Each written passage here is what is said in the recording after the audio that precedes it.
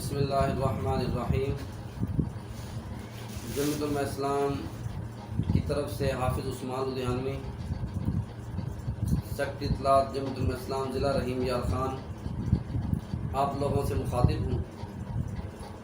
دیکھیں، آپ نے سب سے پہلے تو سوال کیا کہ عام انسانی زندگی اور کرونا کے حوالے سے۔ کرونا ایک جو ہے یہ وبا ہے۔ بعض لوگ اس چیز کا رنگ دے رہے ہیں کہ یہ چائنا سے پھیلا، ان کی لیبارٹری سے پھیلا یا امریکہ سے پھیلا۔ یہ چیزیں جو ہیں اس وقت یہ ٹائم نہیں ہے، یہ وقت نہیں ہے ہم ایک دوسرے پر الزام لگائیں۔ یہ وقت ہے کہ اس وبا سے ہم نے رجوع اللہ کر کے چھٹکارا پانا ہے۔ سب سے پہلے تو یہ ہے کہ یہ وبا اللہ کی طرف سے۔ میں یہ سمجھتا ہوں جمعیت علماء اسلام اور قائد جمعیت مولانا فضل الرحمان صاحب کا موقف یہ ہے کہ یہ جو وبا ہے یہ ایک قدرتی آفات ہے۔ اس سے ہم نے یہ آج کل جو لوگ کرتے ہیں کہ ہم نے اس سے لڑنا ہے، ہم نے اسے لڑنا نہیں ہے۔ اس وبا سے ہم نے چھٹکارا پانا ہے رجوع اللہ کر کر، رجوع اللہ کر کر، اللہ کی طرف رجوع کر کر ہم نے چھٹکارا پانا ہے۔ جو لوگ مستحق، غریب، لاچار لوگ کاروبار سے، لاک ڈاؤن کی وجہ سے گھر بیٹھے ہیں، ان تک ہم نے اس کا راشن پہنچانا ہے۔ راشن کی تقسیم ہے، لوگ کوئی اپنے طور پر جماعتیں کر رہی ہیں، فلاحی ادارے کر رہے ہیں، لیکن جو ہے حکومت اس چیز میں دینے میں ناکام ہو گئی ہے۔ اب کرونا کے حوالے سے اساس پروگرام کا وزیر اعظم نے جو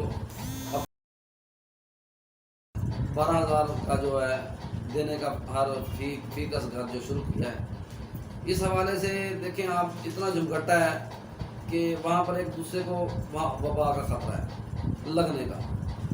اور دوسری بات یہ ہے کہ غریب مستحق لوگوں کو اس طرح سے لائن میں کھڑا کر کے ان کی نجائز کٹوتیاں کر کے، اس میں بھی کٹوتیاں ہو رہی ہیں، حکومت ایک اس چیز کا بھی نوٹس لے۔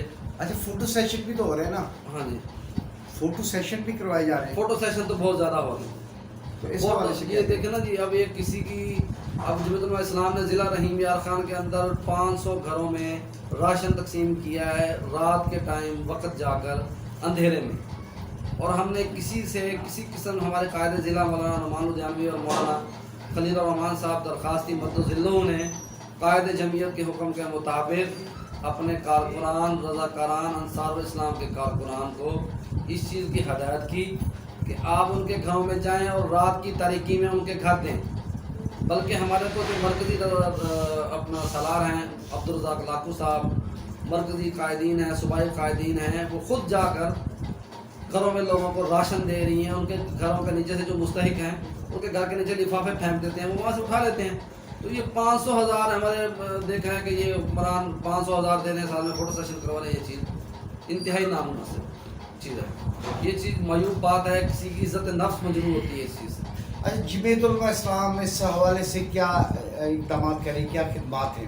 جمعیت علماء اسلام کی دیکھیں وبا کے حوالے سے سب سے پہلے تو یہ ہو رہا ہے کہ ہم اپنا لوگوں کو اس حوالے سے تاکید یہ کر رہے ہیں کہ احتیاطی تدابیر تو کریں ہی کریں۔ اور اس کے علاوہ جو اس وجہ سے جو لوگ اپنا متاثر ہوئے ہیں، بے روزگار ہوئے ہیں، ان کو گھر گھر جا کر وہ جو ہے راشن تقسیم کر رہی ہے۔ مرکزی سالار ہمارے عبدالرزاق لاکھو صاحب، جیسے میں نے پہلے آپ کو بتایا، وہ قائد جمعیت کے حکم کے مطابق، اسی طرح قائد سندھ مولانا راشد سومرو صاحب ہیں، اسی طرح ہمارے پنجاب میں مولانا صفی اللہ صاحب ہیں، اسی طرح ہمارا جو ہے اپنا صوبہ بلوچستان میں سید شاہ محمود صاحب ہیں، عبدالواسع صاحب ہیں۔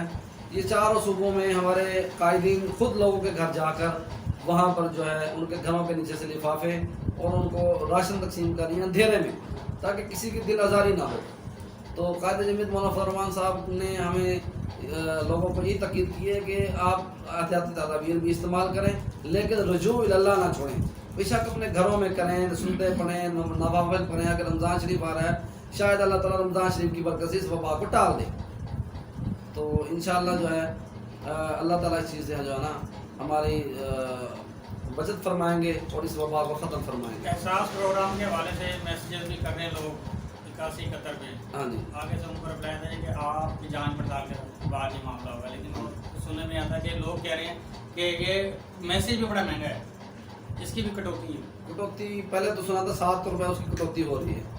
देखिए अगर आपने किसी गरीब बंदे को इमदाद देनी है, किसी के मोबाइल के अंदर 7 रुपये भी नहीं है, वो बेचारा ये तो फिर बात करने की बात ये है कि जिस बंदे के पास 7 रुपये नहीं है उसने मैसेज नहीं किया होगा, उस तक नहीं पहुंचा होगा, असल मुस्तहिक तो रह गया ना। फिर भी क्या पैगाम देना चाहेंगे आप लोगों देखिए- के लिए और हुकूमत के लिए? देखिए लोगों के लिए ये है कि देखिए जो मुस्तहिक नहीं है वो ऐसे मैसेज कर कर अपना उसको इमदाद वगैरह वसूल कर रहे हैं तो अपने लिए गुनाह कमा रहे हैं। मुस्तहिक का जो है वो हक मार रहे हैं। और जो हुकूमत को कम से कम ये चाहिए था कि ज़िले इंतज़ामिया के ज़िम्मे लगाते, वो अपने कौंसलों के ज़िम्मे लगाते, वहाँ से उनको इमदाद दी जाती उनके घरों में जाकर।